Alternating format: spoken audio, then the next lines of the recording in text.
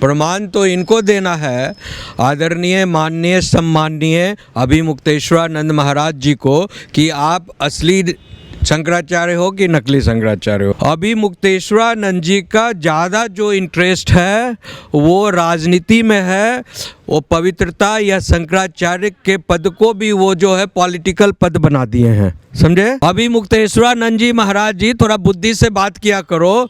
वो योगी जी का पावर है, मोदी जी का पावर है कि कहने से राष्ट्रमाता हो जाएगा। ये पार्लियामेंट लॉ बनाता है कोई चीज़। ऐ दीवानों मुझे पहचानो, मैं हूँ कौन, मैं हूँ कौन, कि मैं शंकराचार्य के साथ साथ मैं भी स्टेट संभाल सकता हूँ, मुझे भी जो है MP MLA बनाओ, मुझे भी मुख्यमंत्री बनाओ। इनका कहीं से कोई स्नान करने का, पवित्र स्नान करने का माघ मेले में नहीं था। उत्तर प्रदेश में माघ मेला में जिस तरीके से डिस्प्यूट हुआ है और तमाम चीजें अब कोर्ट तक भी पहुंच चुकी हैं, इसी बीच मुक्तेश्वरानंद ने उत्तर प्रदेश के मुख्यमंत्री योगी आदित्यनाथ को चुनौती देते हुए कहा है कि योगी आदित्यनाथ एक हिंदू नहीं है और उन्हें अपने हिंदू होने का प्रमाण देना पड़ेगा आने वाले 40 दिनों में।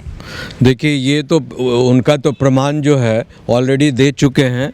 वो एक पीठ के पीठाधीश्वर रह चुके हैं और अभी आदरणीय मुख्यमंत्री हैं उत्तर प्रदेश के, उनको प्रमाण देने की कोई ज़रूरत नहीं। प्रमाण तो इनको देना है, आदरणीय माननीय सम्माननीय अभिमुक्तेश्वरानंद महाराज जी को, कि आप असली शंकराचार्य हो कि नकली शंकराचार्य हो। बिकॉज आपका जो है सब जुडिस मैटर ऑनरेबल सुप्रीम कोर्ट में, और आपको इमीडिएटली सुप्रीम कोर्ट आकर जो है अपने स्टेटस को क्लियर करना चाहिए, और आप इमरजेंसी इसको जो पिटिशन लगाइए और आपके जो पेंडिंग इश्यूज हैं उसको क्लियर कीजिए। अगर सही में है तो कोर्ट से अपील करवाइए अपने इशू को। दूसरी बात, एक बात जो सो कॉल्ड शंकराचार्य माननीय अभिमुक्तेश्वरानंद जी हैं, उनके बारे में पूरे भारत को पूछना चाहिए कि आप जो है लिख रहे हैं कि बार बार आप वहाँ से माघ मेला में लिख रहे हैं कि हमने स्नान नहीं किया और मैं बिना स्नान किए वापस चला आया अपने गंतव्य स्थान पर, और वहाँ लखनऊ में पहुंचकर जो है वो जो तैयारी कर रहे हैं बड़ा सम्मेलन बुलाने का, बड़ी राजनीति करने का, सारे जितने भी इंडिया अलायंस के जो पॉलिटिकल पार्टीज़ के लोग हैं उनके साथ मिलकर जो है पूरा जो है कोहराम मचाने में लगे हुए हैं। वहाँ भी कोहराम मचाएं, तो इसका सीधा मतलब ये निकलता है कि you are not at all interested in the divinity and the pious activities, the spiritual activities which is suppose to be perform by you. जैसे आप गए थे वहाँ पर माघ मेले में स्नान करने के लिए, तो आपने वहाँ पर डिस्प्यूट क्रिएट करना शुरू कर दिया और आप स्नान नहीं किए। आप ये भी बात आई है कि वो मेडिकली अनफिट हैं, कि उनको स्नान करने से डर लगता है। बिकॉज उनके कई शिष्यों का बयान आया है, ऑनलाइन टीवी पर आया है, कि हमारे महाराज जी जो है सप्ताह स्नान नहीं करते हैं कारण कि उनको ठंडी लगता है। तो अब मेन बात यह है कि उनको तो स्नान करने में डर लग रहा था, ठंडा लग रहा था, जैसा कि उनके खुद जो है शिष्य बता रहे हैं। हाँ, और मान लीजिए कि आप पवित्र भाव से स्नान करने ही गए थे या गंगा जल ही छिड़क कर अर्ध स्नान करना था, तो आपको जाना चाहिए। गंगा माँ के शरण में गए थे, त्रिवेणी के संगम के शरण में गए थे, जहाँ पर अमृत कलश हुआ था, तो वहाँ जाकर आपको नतमस्तक होकर कम से कम गंगा माँ को छू कर तो आते, प्रणाम कर और तो आते। आपने वो भी नहीं किया। आपने पूरा जो है कोहराम मचाया, हो हलचल मचा दिया, पूरे लोगों को अपनी विवादित इशू को जो है पूरा पब्लिक एटमॉस्फेयर कर दिया, और उसके बाद जाकर फिर जो है जब बाहर आए हैं तो वही इशू को आप जिंदा रखे हुए हैं। आप अपने इशू को सुलझा नहीं रखे हैं और आप पड़ गए हैं योगी आदित्यनाथ जी के पीछे कि हम उसको जो है बदनाम कर रखेंगे, उसका नीचा दिखा कर रखेंगे, उसको बाहर निकलवा कर रखेंगे। तो महाराज जी, आप पहले अपने को पहचानिए, अपने अंतरात्मा को पहचानिए, उसके संदर्भ डूजिए। सबसे जो बड़ी बात है इनका इतिहास भूगोल क्या है। अभिमुक्तेश्वरानंद जी का ज़्यादा जो इंटरेस्ट है वो राजनीति में है, वो पवित्रता या शंकराचार्य के पद को भी वो जो है पॉलिटिकल पद बना दिए हैं, समझे। क्यों, पूछिए कि जब ये छात्र जीवन में स्टूडेंट थे, इनका जीवनी देखिए आप। तो छात्र जीवन में ये संस्कृत स्वरूपानंद संस्कृत महाविद्यालय के जब ये छात्र थे बनारस में, तो वहाँ पर जो है वो राजनीति किए और कांग्रेस की तरफ से राजनीति करते थे। NSUI के भी रह चुके हैं ये मेंबर, और वहाँ से ये वहाँ छात्र संघ के अध्यक्ष भी बने, समझे। और तो वहीं से इनको जो है एक हवा लगा, और इस जब इन्होंने देखा कि स्वरूपानंद के जो मेन महाराज जी हैं शंकराचार्य, खुद स्वरूपानंद जी शंकराचार्य हैं, तो उनकी शरण में गए, उनका सेवा पानी किए और उनको बोले कि हम छात्र संघ के अध्यक्ष रह चुके हैं, हमको जो है सेवा का, तो उन्होंने मरते मरते आशीर्वाद दे दिया इनको कि चलो तुम। लेकिन सवाल है कि आप अगर शंकराचार्य हैं तो शंकराचार्य की सारे रिचुअल्स को परफॉर्म कीजिए। पॉलिटिकल इश्यूज़ में आप क्यों इन्वॉल्व हो रहे हैं? सारे देश को तबाह किए हुए हैं और सनातन और धर्म की बात को आप कम कर रहे हैं, पॉलिटिकल बात ज़्यादा करने हैं। और अगर आपको सचमुच जो है जो गौ रक्षा के इश्यूज़ को आप जो अपहेल्ड करना चाहते हैं, तो मैं आपको एक सलाह देना चाहता हूँ। माननीय सदा क्या नाम है उनका, अभी मुक्तेश्वरानंद जी महाराज जी, मैं आपको सलाह देना चाहता हूँ कि आपका संबंध जो है सपा के भी लोगों से है, बसपा के भी लोगों से है, कांग्रेस के MP से है, सारे लीडर से है, NDA अलायंस के सभी लोग के आप जो है गुरु रह चुके हैं या हैं।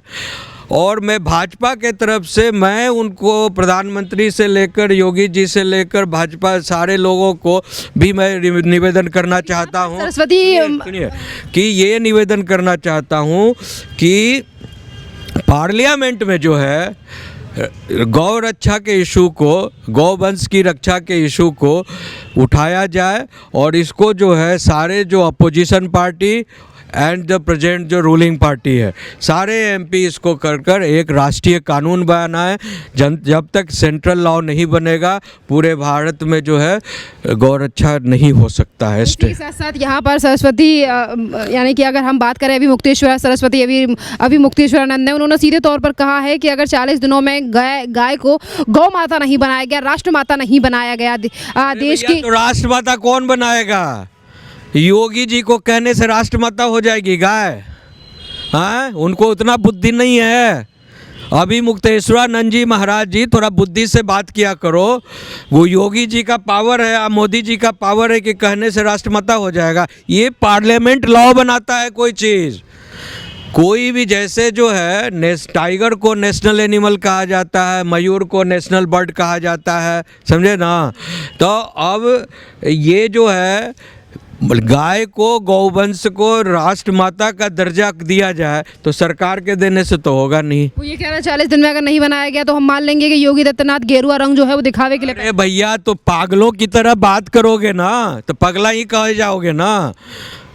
योगी जी को कौन सा पावर है कि वो डिक्लेयर कर देंगे गौ राष्ट्र? मान लीजिए कल लिख कर दे दिए योगी जी कि गौ को भारत में जो है राष्ट्रमाता घोषणा की जाती है, या UP में राष्ट्रमाता घोषित की जाती है। पॉसिबल है? ये तो पार्लियामेंट का टॉपिक हो गया ना। तो वही तो मैं उनको जो है एडवाइस कर रहा हूँ, being a Supreme Court lawyer, कि if you want to declare seriously, if you are a serious person and you want to declare गाँव को एज ए राष्ट्रमाता है, या नेशनल बर्ड है, या नेशनल एनिमल है, या नेशनल जो कुछ भी करना है, तो वो जब तक पार्लियामेंट के थ्रू लॉ एनेक्टमेंट नहीं होगा, ऐसे ही आएगा कागज में, ऐसे ही चला जाएगा, हवा में उड़ जाएगा, समझे ना। लगातार योगी आदित्यनाथ को लेकर सवाल उठाते हैं। कभी कहते हैं कि हिंदू धर्म का अपमान किया गया है, प्रशासन ने हमारा अपमान किया है, योगी आदित्यनाथ के कहने पर किया है। कभी वो ये कह रहे हैं कि योगी आदित्यनाथ हिंदू ही नहीं है। देखिए, मैं आपको बार बार यही बोल रहा हूँ कि माननीय अभी मुक्तेश्वरानंद जी महाराज का जो है मेन टारगेट योगी आदित्यनाथ जी इसलिए बने हुए हैं कि वो खुद भी एक राजनीतिक कैरियर से आते हैं। जैसा कि मैं बताया कि जब वो स्टूडेंट थे संस्कृत महाविद्यालय में, तो वहाँ भी वो छात्र संघ के अध्यक्ष रह चुके हैं। तो उनका पॉलिटिक्स जो है वो अपने लाइमलाइट में पॉलिटिशियन के रूप में आना चाहते हैं, अपने को डिमांड नोट की तरह पेश करना चाहते हैं। ऐ दीवानों मुझे पहचानो, मैं हूँ कौन, मैं हूँ कौन, कि मैं शंकराचार्य के साथ साथ मैं भी स्टेट संभाल सकता हूँ, मुझे भी जो है एमपी एमएलए बनाओ, मुझे भी मुख्यमंत्री बनाओ। तो वहाँ टारगेट वहाँ है, कहीं बात है कहीं पे इशारा कहीं पे निशाना, समझ गई ना। तो अभी मुक्तेश्वरानंद जी बार बार टारगेट उनको योगी आदित्यनाथ जी को कर ये समझाना चाह रहे हैं विभिन्न पॉलिटिकल पार्टीज़ को कि मुझे भी बताओ एमपी एमएलए और मुझे भी चीफ मुख्यमंत्री बनाओ, उस जगह ले जाओ, मैं फिर देखो कैसे कैसे क्या कर देता हूँ।